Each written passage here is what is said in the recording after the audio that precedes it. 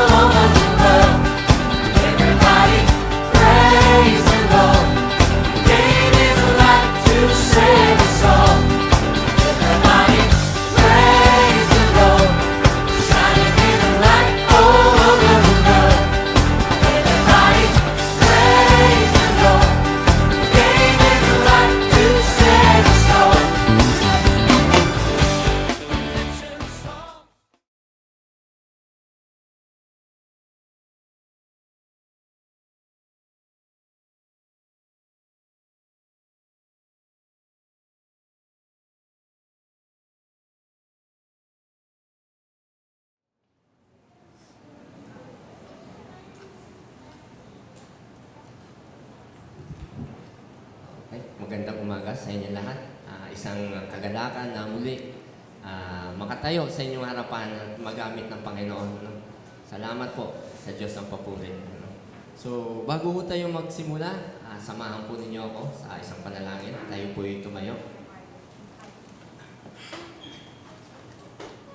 O dakilang Diyos, amang makapangyarihan sa lahat, ako po'y buong puso na nagpapakumbaba sa iyo, sa iyong harapan, Ama. Hinihiling po ang iyong presensya at patnubay sa mga oras na ito. Gabayan mo ang inyong lingkod, Ama. Puspusin mo ng pagpapala ng karunungan at kaunawaan. Itago mo ko sa inyong likuran. Nang sa gayon kayo po ang magpahayag sa bawat kapatid kong ito. Ipuin niyo po ang kanilang mga puso't isipan na ang iyong mensahe ay magiging pagpapala sa kanila. Kanilang maipamuhay at mamuhay sila ng ayon sa iyong mga pangako at plano. Ama, itinataas ko ang iglesia mo, Ama, na naway ikaw po maghari habang buhay. At makita mo kami sa takdang panahon na sama-samang naglilingkod sa inyo. In Jesus' name we pray. Amen.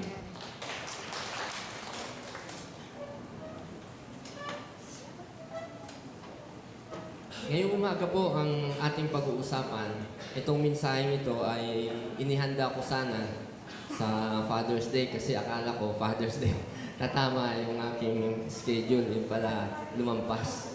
Anyway, ganun na pa man, ituloy natin yung mensahe dahil ito naman ay salita ng Diyos. At ito ay panawagan ng Panginoon para sa mga butihing kalalakihan bilang leader ng bawat pamilya. Amen? At pamagat ng ating pag-uusapan ay living a righteous man. So talagang ito po ay para sa mga kalalakihan. Kasi nga, nung Father's Day, talagang binigyan parangal ang mga kalalakihan. Talagang tuwan-tuwa kami, kahit ako, tuwan-tuwa. Parang mabigyan ng isang araw na pagkilala ang mga kalalakihan ay talagang napakasaya, no? Sa puso ko, ako'y nagagalak na makarinig ng pagbati, no? Papasalamat, no? Sa ating mga mahal sa buhay, sa kaibigan, no? At the same time, nakabasa din ako sa Facebook, huwag kang atat sa Father's Day, hindi ka nga marunong magsustento.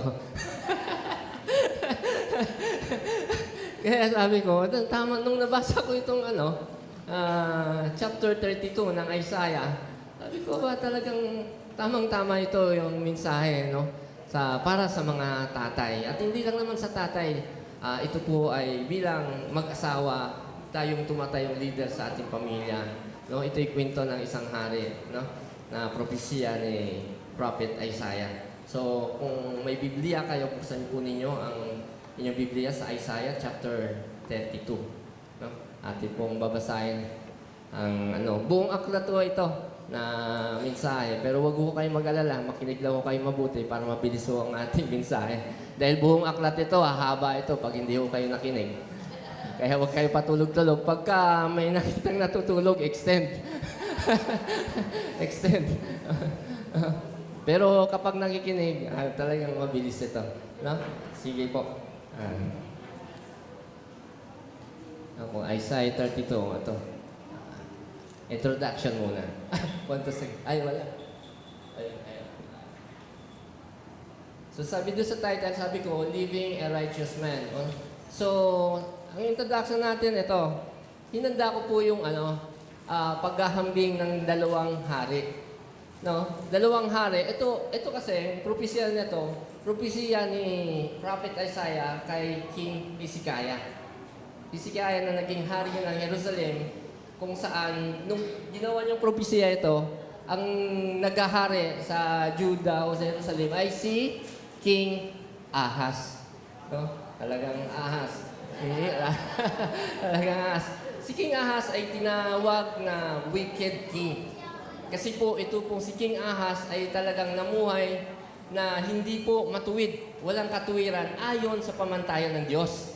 So, ibig sabihin, ang lahat ng kalooban ng Panginoon ay sinuhay niya. No? Naging siya po yung pasimuno ng pagsamba sa mga Diyos-Diyusan. No, lahat ng talagang inuutos ng Diyos, kinontra niya.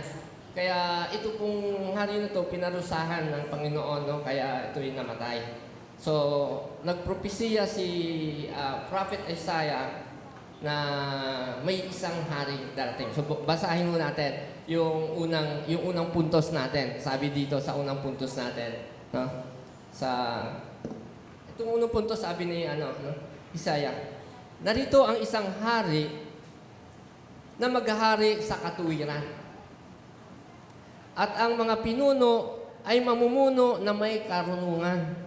Sabi dito, bawat isa ay magiging gaya ng isang kublihang dakong laban sa hangin at kanlungan mula sa bagyo, gaya ng mga agos ng tubig sa tuyong dako. Gaya sa ilalim ng malaking bato sa pagod na lupain. At ang mga mata nila ay makakakita ng hindi lalabo. At ang mga tainga nila na nakikinig ay makikinig. Ang isipan ng padalos-dalos ay magkakaroon. Ay, hindi. Doon hanggang doon tayo, no?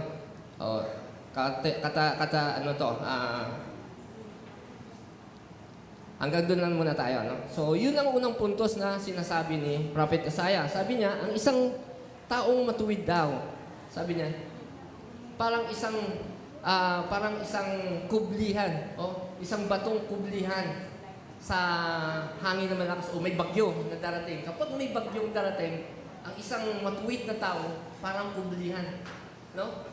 So ito, itinutukoy niya kay Haring na naging matapang dahil sa kanyang katuwiran. No? Hari, si King Hezekiah. No? At ito daw, ayon sa mga Bible scholars, ito daw propesya ni Haring ni Prophet Isaiah ay representation din sa haring darating, which is si Jesus Christ. No? So ito po yung unang kapropesya noong panahon ni Prophet Isaiah. So parang representation na may darating na hari, which is ito si Jesus Christ sa ating panahon. No? Kaya talagang ibig sabihin, noon pa man, mayroon ng propesya. No, nakikita na nila na mayroon talagang tayong darating na tagapagligtas. Sa lahat ng bagyo, sa lahat ng anong uri man na pag-save sa atin bilang mananampalataya sa sino mang maniniwala. So mayroong haring darating na magtatanggol sa lahat ng ating pinagdadaanan. Kasi ang buhay natin talagang puno-puno ng pagsubok. Puno-puno ng kahirapan, struggle. Kung wala pong tayong masasandalan, talagang napakahirap. No? Alam niyo po yung pakiramdam na kapag ka nakaranas ka ng pagsubok at wala kang masandalan, nag-iisa ka lang. Wala kang minsan nakakapag-isip ka ng ano na lang yung tapusin na lang yung buhay mo. Kasi wala kang katulong Parang ang feeling mo down na down, wala kang makausap. Alam mo yun? Nag-iisa ka at talagang napakabigat. No? Pero ito, sabi nito, bilang bilang hari o bilang leader, kailangan you have to stand firm. Dapat ikaw ay isang halimbawa na maging sandalan, no? Sa buhay natin, no, mayroon tayong pinamumunuan, ang ating asawa at mga anak. Kapag tayo bilang lalaki ay mahina, sila po'y nagiging mahina rin. Kasi tandaan natin, talagang ang ating asawa at mga anak bilang lalaki ay sa atin po umaasa. Amen? Kasi ito po yung disenyo ng Diyos. Kung mapapagbasa kayo ng Biblia, talagang binibigyan ng pagdiin ang mga kalalakihan. So bata pa lang talagang hinuhubog na dapat talagang malakas. Kasi kahit anong klaseng, kapag mahina ka, anong klaseng leader ka? No? So sabi doon kay King Ahaz, yung wicked king. Napakahina. So paano mo madadala? Paano mo madadala ang iyong nasasakupan at paano sila maniniwala sa iyo kung ikaw ay mahina? So ano pa bang pagiging malakas? Sabi doon, i-illustrate natin sa tama. Dapat bilang kublihan daw ng mga bagyo na darating o sandalan ng sa panahon ng mayroon tayong pagsubok, dapat bilang isang righteous man o bilang leader ay tumayo tayo at huwakan natin ang ating responsibilidad. You have to stand firm. Tumayo tayo. So mag-stand up. Stand up tayo bilang lalaki. So hindi tayo yung tatago sa balda ng ating asawa. No? Hindi tayo magtatago. Tayo ay tumayo at harapin. Tayo yung manguna. Amen? So ito po yung sabi. Sabi ni Prophet Isaiah na dapat ganito tayong mga kalalakihan. No? Sabi dito, ulitin ko lang no, sa verse 2. Sabi niya, bawat isa ay magiging gaya ng isang kublihang dako laban sa hangin. Yeah, grabe, napakaganda nito, no? Gaya ng agos ng tubig sa tuyong dako. Napakaganda ng illustration. Ito po yung puntos. So ito yung katangian ng isang righteous man, sa isang taong matuwid. No? Dahil, alam mo, kapatid, kapag ka ang isang lalaki no, sa pamilya, dapat kasi tayo ang nangunguna sa pagtuturo ng mga mabuting gawa no? Sa ating mga anak, sa ating asawa, at sa ating kapitbahay. We have to stand as a good example. No? Nakikita sa atin, kagaya ng sabi nga ni Santiago, na kapag ka ikaw ay may pananampalataya, dapat nakikita sa iyo na gawa. So lahat dapat ng sinasabi mo, nakikita sa gawa. No? Ito po yung napakagandang halimbawa na dapat nating tularan, na hindi tayo basta-basta natitinan kapag dumating ang pagsubok. Dapat tayo ay maaasahan na sa atin sila kukuha ng lakas. Amen? So napakaganda yung puntos na ibinigay ni Prophet Isaiah bilang taong matuwid. So ito yung definition ng isang taong matuwid. Dapat daw ganito tayo. No? Napakaganda ng kanyang propesya para sa ating Alam mo, napag-isip-isip ko o nakita ko rin sa panahon natin ngayon na rami na mga pamilya o yung isang pamilya na talagang nagbo-broken. Broken. Meron totoo, pansinin nyo, may konting away lang, hiwalay agad. Diba? May konting, kanina nga, may nagkukwentuhan kami ng kasamahan ko. Napag-usapan namin yung isang relasyon. Sabi niya, mayroong call off, mag-asawa, call off muna tayo. Sabi ko, mayroong ganon. Sa panahon yan, may call off, mag-asawa kayo, tapos call off daw muna. Sabi ko, grabe naman yung, mag-asawa, may call off. Sabi ko, mayroon talagang ganon. Sabi ko, ganon, parang hindi ako makapaniwala No? Sa ganun. Kaya sabi niya, kaya nakipag-date mo na si babae kasi call off naman sila during that time. Okay lang. No? Di ba nakakalungkot? Nakakalungkot na isipin. Pero, kung itong lalaki ay tumatayo bilang isang leader na matuwid, siguro hindi mangyayari yun. Di ba? Oo, kasi sabi ng source ko, yung lalaki pag nanguna, sige, call off muna tayo kasi nag-away sila eh. Siyempre sa buhay natin, mag-asawa, mayroon talaga tayong issue. Kahit kami hanggang ngayon meron. Di ba? Meron yan, hindi nawawala. Kasi nandito tayo sa hindi tamang panahon pa eh. Ibig sabihin, nandito tayo sa mundo na pinaghaharian ng kasinungalingan. So lahat ng nakikita natin, akala mo okay, pero hindi totoo yun. Nililigaw tayo. Kaya dapat bilang leader, anong ginagawa natin? Dapat pinanghawakan na sinusuot natin yung balute ng Diyos. Ano yun? Salita ng Diyos. Tayo muna makipag-devotion sa Panginoon. Huwag natin kaligdaan magbasa ng kanyang mga salita. Kasi ito yung sandata natin eh. Diba? Ito yung totoo yun. Sabi ko, kasi ako pag hindi nagbabasa ng Biblia, kung ano-ano pumapasok sa isip ko, totoo yun. Pero pastor na ako nun ha. Kung ano-ano pumapasok sa isip ko, hindi maganda. Kapag hindi na ako nagbabasa, kinakaligtaan ko yung pagbabasa ng Biblia, opo, naliligaw ka rin. Naliligaw ka rin ng landas at nagkakaroon ka ng maling desisyon. Gaya ng kinikwento ko sa inyo. Ikaw pa manguna, lalaki. Sige, call off muna tayo. Napakasakit, di ba? So, ano mangyayari? Kung tuluyang naligaw din yung babae kasi nakipag-date, hindi wala na, usak na. Kaya, so sino nagkamali? Di ba? Si lalaki. Kasi nga, siya yung leader eh.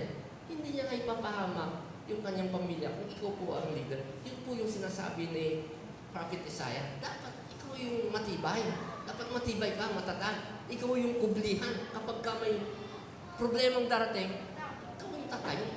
You have to take the responsibility. Relax na. Hindi yung pull off muna tayo. Napakasakit na, kanina lang namin tiniskas yun ng kaibigan ko. Kasi nga napag-usapan namin yung ganong senaryo sa pamilya. At hindi lang iisa yun, marami. Napapanahon ngayon yun. Nalulungkot ako na ganon ang nangyayari sa mundo ito. Ngayon, bilang mga Kristiyano, ibinahagi ng Diyos ito sa atin na tayo ay magliwanag. Bilang mga Kristiyanong lalaki, Kristiyanong babae, tayo ay magliwanag sa pamamagitan ng ipamuhay natin ayon ang salita ng Panginoon. Huwag natin kaligtaan ang magbasa ng Biblia. Magbasa ng katuwiran. Kasi pag sinabi natin katuwiran, hindi ho katuwiran ng kahit sino to. Katuwiran ng Diyos. So saan tayo? Sabi sa ikalawang Timoteo, di ba? 3:16, di ba? Ang aklat nito o yung salita ng Diyos na ito ay kinasihan ng Diyos. Ito'y binigyan niyang buhay na maaaring gamitin sa pagtutuwid. Di ba? Pagtutuwid ng maling pamumuhay. No? Sa pagre-review ng maling aral. So ito yung magiging batayan natin. So ngayon, kung hindi natin babasahin ito, saan tayo kukuha ng katuwiran? Yun doon mo nag-uumpisa na tayo po'y naliligaw. Doon nag-uumpisa, nagiging mahina ang pundasyon ng isang pamilya. Kasi nga, ito po yung, ito yung bato. Ito yung matibay na pundasyon sa bawat pamilya. Kapag araw-araw nating binabasa doon, araw-araw nating pinapatibay ang isang tahanan ng punong-puno ng kasiyahan. Amen? Yun, totoo yun. Ito po ang dapat na maganap sa atin. Ito yung unang puntos na sinasabi sa atin. Napakaganda nito. Tayo daw dapat katulad ng isang batis sa tuyong lupain. Diba? Hindi talagang sagana. Sagana ang ating pamumuhay kapag tayo ay ganun, tumatayong firm at we have to take the responsibility sa bawat sitwasyon, sa bawat panahon. Kasi ang buhay natin sa mundo hindi laging masaya. Dumadating sa atin ang pagsubok. Dumadating sa atin, sabi, may isang kanta akong narinig, diba? Hindi laging, minsan, sabi na minsan dumadaan tayo sa kabiguan. Diba? At ang kabiguan natin, kapag Kristiyano ka na, hindi natin to ikinalulungkot, ipinapasalamat. Kasi ito po yung paraan ng Diyos na tayo'y tumibay. Sinusubok tayo. Tingnan mo nga kung uuga tong anak ko, ay dahil nagbabasa ako ng Biblia, kayang-kaya. Di ba? Kaya dapat isuot natin ang baluti. Ano yun? Salita ng Diyos. Amen? Kaya talagang amaze na amaze ako dito sa mensahe ito nang nabasa ko ito. So ito po ang unang puntos para masabing you are living a righteous man. So ano daw, sabi ko, anong kasalungat? Kasalungat ng hindi pagiging matuwid. Sabi niya, anong mangyayari? Sabi, basahin natin dito sa ang isipan ng padalos-dalos ay magkakaroon ng mabuting pagpapasya. O ang hindi magkaroon ng mabuting pagpapasya. So padalos-dalos, pabigla-bigla. Diba? So ang pag-iisip daw o pagdidesisyon ng padalos-dalos, kung hindi pinag-iisipan ng mabuti, ay magdudulot ng hindi maganda. Yun yung na-example natin kanina. Diba? So, padalos-dalos ng pagdidesisyon. Dapat hindi yung tayo pabigla-bigla. Dapat nag-iisip tayo ng mabuti. Ito ba'y tama? Ito ba'y mali? Sino magsasabing tama? Salita ng Diyos. Kasi ito po ang Diyos natin ay pinupuno ng karunungan. Ako, kung naalala nyo sa Biblia, yung kwento si Haring Solomon. Di ba? Ito, di ba, yun yung hiningi niya? Tinanong siya ng Diyos, anong gusto mo? Na ibibigay ko sa'yo. Hindi siya humingi ng kahit anong material na bagay, kundi wisdom and knowledge, yung karunungan. So, saan tayo kukuha? Dito. Di dahil hiningi niya yun sa Diyos, pinagkaloob sa Kanya. Di ba, naging dakila siyang hari. Maging sa kanyang ama, si Haring David, nalampasan niya pa. Kasi nga, ang kanyang hiningi ay karunungan mula sa Diyos. Amen? So, napakaganda ng natin, ng mensahe na ibinibahagi ng ating Panginoon. So, ano po yung ating pangalawang puntos na sinasabi? So, ngunit ang taong marangal ay gumagawa ng tapat at nanindigan ng kung ano ang tama. Diba? Ito daw, a man that is living a righteous o yung taong matuwid ay nanindigan sa tama. Diba? Ito comedy lang, napanood ko lang yung comedy nila Dolphy sa TV. Sabi daw anak na buntis. Sabi, tay, buntis ako. Ay, una, nagalit pa di ba? Sabi lang ganun. Bakit? Ka na buntis? Nagagalit pa, Tapos, sige, kailangan ikasal kayo. Yung problema tayo. Yung nakabuntis sa akin, may asawa. Ay, ganun ba? Di naging problema si Dolphy. Ayun, comedy lang to. Pero parang may bulot lang tayo na sabi nga gano'n. Sige, pero nandyan siya sa labas, papasok siya. Harapin niya ang responsibilidad na kanyang ginawa. Sige, sabi niya, mayaman ako, bilyonaryo ako. Haharapin ko, hindi ko man mapakasalan ng inyong anak, pero harapin ko ang responsibilidad. Ay, nagagalit si Dolphy. Ay, hindi yan ang kailan, hindi kami mukhang pera. Oo nga po, hindi kang naanawaan ko po kayo. Pero kung itong anak ko ninyo, nanganak ng lalaki, magbibigay ako ng 10 milyon at isang townhouse. Kapag kambal po, 20 million at 2 townhouse.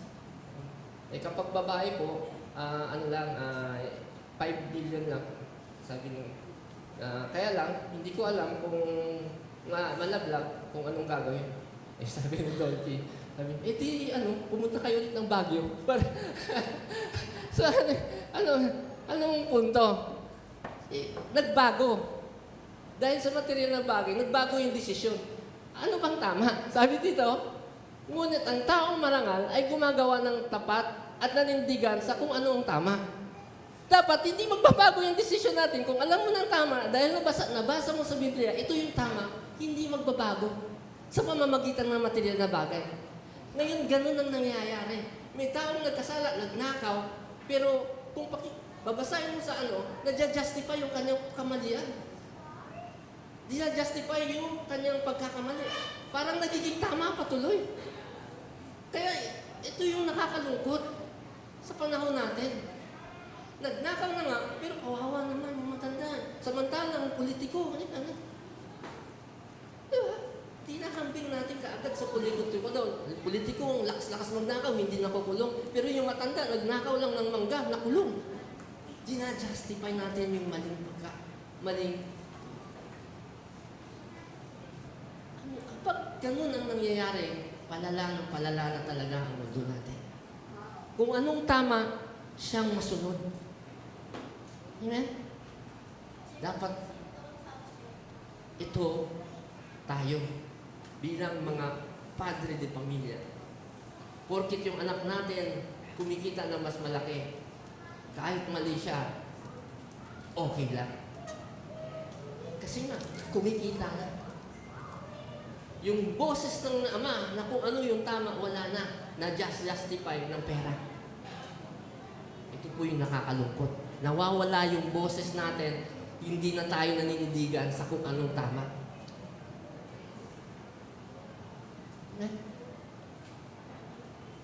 Nakakalungkot po, mga kapatid.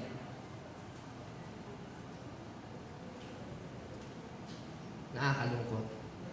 Kung ganito po, itutolerate natin yung ganito mga bagay. We have to do the right thing, anuman ang consequences. Manindigan tayo sa tama dahil dito tayo tinawag ng Diyos. Okay? Living a righteous man. Bilang leader, manindigan tayo. Tumayo tayo, huwag tayo papalupig sa mali. Kahit marami sila. Yeah? Di ba may ganung kasabihan? Ang mali daw ay nagiging tama kasi maraming may gusto doon. Nakakalungkot kung ganun tayo manindigan. Pero itong puntos ni Prophet Isaiah, napakaganda. Ngunit ang taong marangal ay gumagawa ng tapat at nanindigan ng kung ano ang tama. Pangalawang puntos. At hindi lang to sa hindi lang to sa lalaki. Ganun din sa babae. Ganun din sa nanay kasi bilang mag-asawa, tandem yan eh. Kaya pinag-isa na kayo ng Diyos eh. Di ba? Nanumpa. Sa harapan ng Diyos, pinag-isa na kayo. Magkasama na kayo. Dapat yung desisyon yung parehas na. Ang katuwiran nyo, galing na sa Panginoon. Magkasama kayo at hindi kayo papagapi sa anumang kaaway. Yeah? Ang Espiritu ng Diyos ay ipinagkaloob na sa atin. Gamitin natin, palakasin natin to. Anong pagkain ng Espiritu ng Diyos? Kaya nanghihina tayo, hindi natin pinapakain eh. No? Pinapakain natin ng anli sabaw. Hindi salita ng Diyos. Di ba? Hindi, sabi ni Kristo nung siya'y sinubok, di ba? Hindi lang sa tinapay nabubuhay ang tao. Di ba? Kundi sa bawat salita na mumutaw sa dito lumalakas ang Espiritu natin. Kaya tuloy, natatalo tayo eh. Di ba? Kaya tuloy, yung liwanag natin, yung alat natin nawawala. Kasi, hindi na tayo nagbabasa. Kasiyahan natin to ang ating devotion sa Panginoon. Huwag natin kaligtaan. Kasi ito yung magpapalakas sa atin. Ito yung magpapatibay sa atin para mandigan at ipaglaban yung tama. Amen? Parang hindi kayo seryoso. Palakpakan natin ang Panginoon. Napakagandang mensahe ng Panginoon. Napakaganda. No? So, ito, sabi naman dito, ano daw mangyayari kapag tayo nagpabaya? No, sabi dito sa meron yata din sa kasunod na, bago yung sabi, ang babaeng pabaya. Ayan. Kayong mga babaeng pabaya, pakinggan ninyo ang aking sasabihin.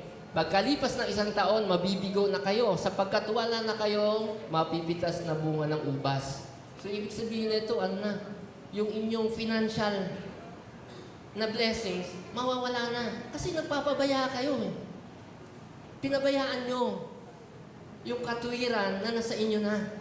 Yung tinanggap mo mula sa Diyos, mula kay Kristo, pinabayaan nyo. Pinabayaan yung mawala. Okay? Ano tuloy natin? Manginig kayo sapagkat matagal kayong nagpabaya at nagwalang bahala. Magubad kayo ng inyong kasuotan, magsuot ng damit pangluksa. Ito'y hinihingi ni Prophet, repentance. Kaganda ng kanta natin, yung opening. Ako'y, ano yun? Brother? Mananatili. Yun, mananatili. Ang kaganda, ha? Mananatili. Kaya sabi ko, tamang-tama yung opening song, ha? Mananatili. So, manatili tayo. Huwag nating hayaan na manakaw sa atin. Diba? Manakaw sa atin. Dapat talagang stand firm. Diba? Maging malakas tayo. Huwag nating hayaan manakaw. Yung nasa atin na. Amen? So, huwag tayong magpabaya. Huwag tayong magpabaya. So, dagukan ninyo. So, in short, we have to go for repentance. Humingi tayo ng kapatawaran. Kung sa tingin ninyo, napabayaan na ba natin yung mga dapat natin ginagawa? At huwag natin hayaan na ang mali ay nagiging tama na lang. Dahil sa mga material na bagay. Amen? O, kahapon, grabing dinulot ng traffic sa Circle. Nagsama-sama yung mga LGBTQA. Hindi natin sila kinukontra. Hindi natin sila, mahal natin sila bilang tao kasi anak sila ng Diyos. Mahal natin. Ang ayaw ng Diyos, yung mga gawang mali. Diba? Ayaw kasi ng Diyos na na ang isang babae at babae kapwa babae nagsatalik. Ayaw nun. Lalaki sa lalaki. Kasi nga, hindi kayo nagbubunga. Diba? At tandaan natin, kahit ngayon, maganda ang iyong katayuan dahil malakas ka pa, maganda yung financial mo, malaki yung sweldo mo, malaki kaya nagyayabang ka. Hindi. Pinanindigan mo yung mali. Pero pagtanda mo, mahina ka na. Kaya yun ay protection ng Diyos eh. Dahil mahal sila ng Diyos, nagsasabihan sila, huwag niyong gawin yan kasi mali yan. Dahil dadating ang panahon, manghihina ka, hindi ka na makapagtrabaho, wala ka na rin pera. Kawawa ka. Naalala ko nung kami nag-ministry, may isa tayong pastor dito, sino ba yun? Yung pastor natin na dati siyang bakla, tapos kami doon sa may Pasay. Si Pastor Jomer. Kawawa talaga yung mga bakla na tumanda na, wala nang kakayanan. Iba doon, nang kinausap namin, nag-Japan sila. Ganda ng kinikita nila, kaya talagang nung matanda na sila, kawawa sila. Kaya binigyan namin sila ng mga konting mga gift pack doon.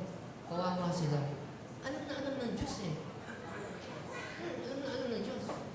Kasi ito palang ganong damdamin ay ayon dun sa nabasa ko sa mga mga psychology. Sabi niya, illness pala yun.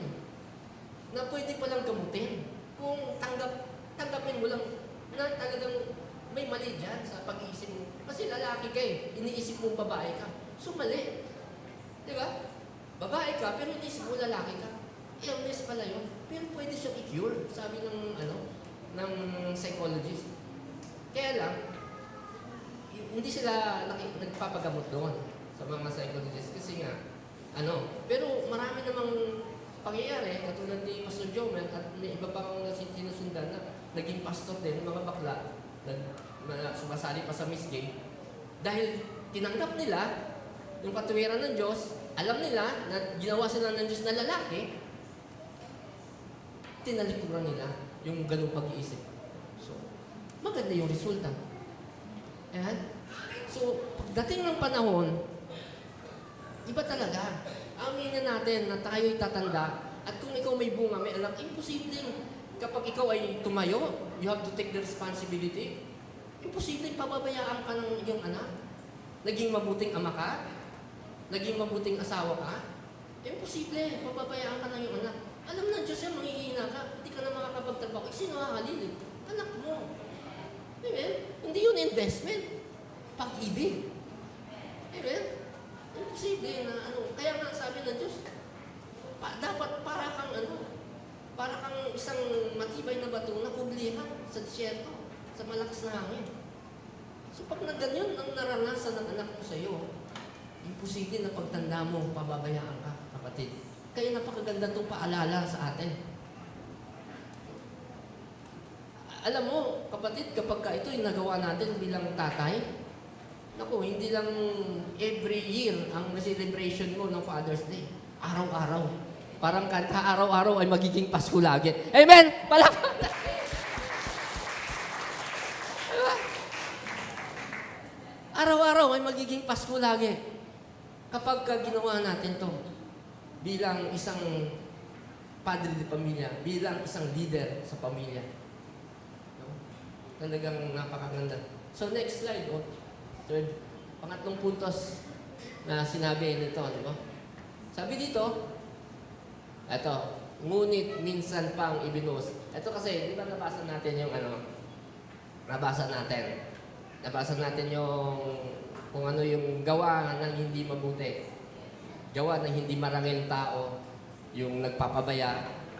Pero sabi dito, kasi sabi ko nga kanina, yung espiritu ng hihina nawawala kasi hindi natin pinapakain. Pero sabi dito, sa pangatlong punto, ngunit minsan pang ibubuhos sa atin ang espiritu ng Diyos. Kapag tayo manumbalik sa Kanya, kapag tayo humingi ng tawad sa Kanya. Diba? Sabi dito, ang disyerto ay magiging matabang lupa. Diba? At ang bukirin ay pag-aanihan ng sagana. Grabe, ganito tayo kapag tayo mamuhay ng may katuwiran sa Diyos. Grabe, ang ganda ng pangako. Ang katarungan at katuwiran ay maghahari sa buong lupain. Gusto niyo ba yun? Diba? So, wala nang diskriminasyon. Diba? Kasi ang katarungan at katuwiran ay maghahari. At dahil doon, magkakaroon ng kapayapaan. Ay, kaganda. Amen? Talagang napakaganda. Ito dapat Ito. Talagang napakaganda. So sabi dito, ito'y magdudulot ng katahimikan at pagtitiwala magpakailanman. Ganda naman na ito ang sabi ng ang bayan ng Diyos ay mamumuhay ng isang payapa, ligtas at tahimik na pamayanan. Kahit pa umulan ng yelo sa kagubatan at mapanatag ang kabundukan, magiging maligaya. Ang ganda, magiging maligaya ang lahat dahil saganang tubig para sa mga pananim at malawak na pastulan para sa mga baka at asno. Ibig sabihin na itong mamumuhay tayo ng masagana. Masagana kasi, ano na yun nung tinanggap mo si Kristo, sabi ni Kristo, katotohanan sinasabi ko, tinanggap nyo na. Ano? Ang biyayang kaligtasan. Sunod nun, dahil sumusunod tayo sa katuwiran, mamumuhay tayo ng sagana. Will live prosper. Pangako yun di ba? Pangako naman, di ba? Kahit sa Jeremiah 29:11, pangako ng Panginoon. Kaya tayo, nakakaranas, ako din, nakakaranas din ako ng financial struggle, pero, sabi ko, nakikita ko siyang hindi maganda. Nakikita kong pagtutuwid ng Diyos sa akin para tumibay. Kasi nagkamali ka Akala mo lang nung una, inisip ko pumasok ng ideya, maganda. Pero nung, mayroon ganun sa lahat ng negosyo, nakarelate dito Pag pumasok yung ideya, na magtatayo ka ng negosyo, ang inisip mo lang naman kasi yung profit Ay, ito, madali lang, ganyan, di ba? Pero hindi mo na tiningnan kung paano kung mangyari ito, paano kung mangyari ganito. Hindi mo na inisip yun Ang inisip mo lang, pinenta mo lang, ito, kikita ako ng ganito.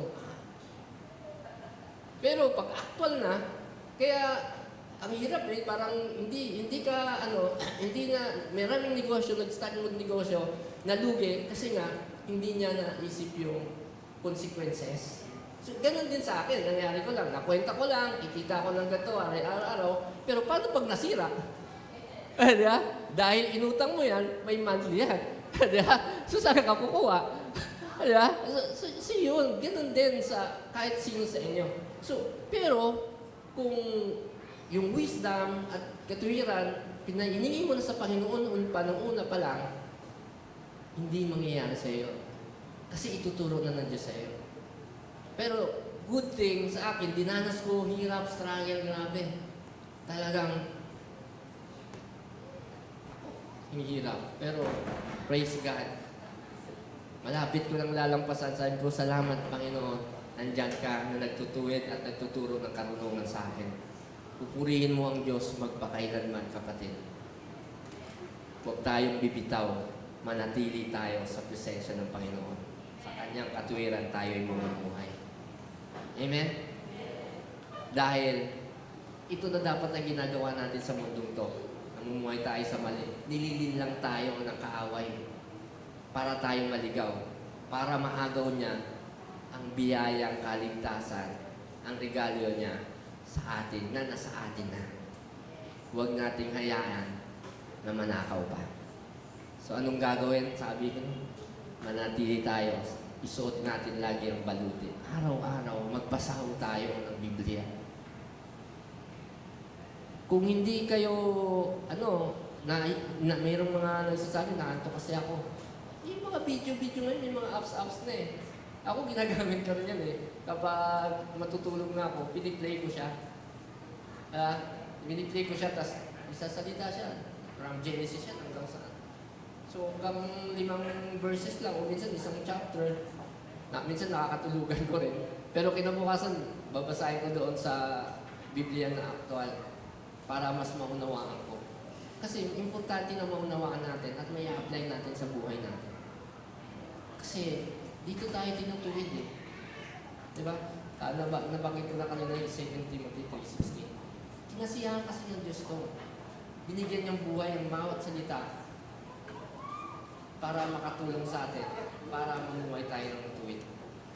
Kung gusto niyo pong masagana, sabi doon, hindi ito madali, Hindi ito madali. Halagang napakahirap. Hindi ito madali. Pero kung magkaroon lamang tayo ng lakas at pagtitiis na ipaglaban ng katuwiran ng Diyos, darating ang panahon, sabi nun sa Romans 8:18, sabi niya, hindi mapapantayan ang ang kasiyahan na idudulot sa atin pagdating ng tamang panahon. Amen? Hindi mapapantayan. Yung hirap mo, nararanasan ngayon, kapatid, hindi mapapantayan ng kasiyahan, hindi mapapantayan ng kahit anong pamang kasiyahan pagdating ng tamang panahon. Kaya tayo, manatili sa tahanan. We have to live a righteous living. We have to live a righteous. Ipaglaban natin ang katuwiran ng Diyos. At huwag tayo papagapi sa kahit anong material na bagay lamang. So yun ngayon ang sandata ng di ba nung si Jesus Christ, tinento ng Diablo, di ba? Lumuhod ka sa akin, ibibigay ko sa'yo. Lalo-lalo na ngayon, tayo nagiging mahina. Bakit? Kasi inaano tayo ng kasalanan, pinapagaan lahat ng bagay. Naalala ko nung ako nabuhay kami sa bukid, pag kami kukuha ng tubig, iigib sa balon. Ngayon, bubukas na lang kayo ng gripi. Gaan. Dati pag nagsaing kami, kukuha pa kami ng kahoy. Sisindi ka, mausok, hirap. Aldero, ang itim, ikiskisin mo pa yun. Pero ngayon, rice cooker na lang. Ang gaan, di ba? Pinapagaan, ang sarap ng buhay. Kaya talaga ang hirap kung bumalik sa di ba? Nililin lang tayo. Kaya tayo ayaw na nating maghirap. Pero tandaan natin, magtiis lang tayo. Ipaglaban natin ang katuwiran. Dahil may pangako ang Diyos. Yun ang panghahawakan natin. Yun ang pag-asa natin. Amen? Sige, salamat sa Panginoon. Purihin na. Palakpakan natin ang Panginoon. At salamat din dahil nakinig kayo, mabilis tayo natapos. So sa aking pagtatapos, sabi dito, sa ating conclusion, a life of righteousness will yield benefits in both our day-to-day existence and in our eternal destiny. Maraming salamat sa pakikinig. Purihin ng Diyos. Purihin ng Diyos. Praise the Lord.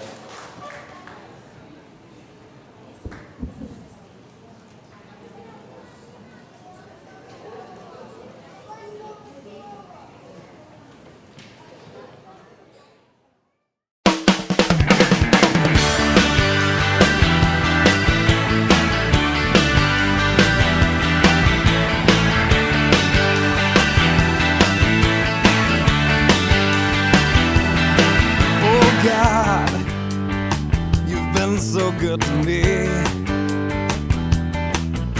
You came and found this orphan and you brought me right into your family. Oh yeah. Oh God, you've been so good to me. You threw away my past and you never count my sins against me. No, thank you, Lord. You got me dancing, and now I'm shouting. You got me leaping, and now I'm spinning hallelujah. Oh, you're so good to me. You're so good to me. So good to me. Oh God, you've been so good to me. And every day I wake up, I breathe another breath of your mercy. Oh God, you've been so good to me. And my delight is in you, 'cause I know that your hand is upon me. Oh, you got me dancing, and now I'm shouting.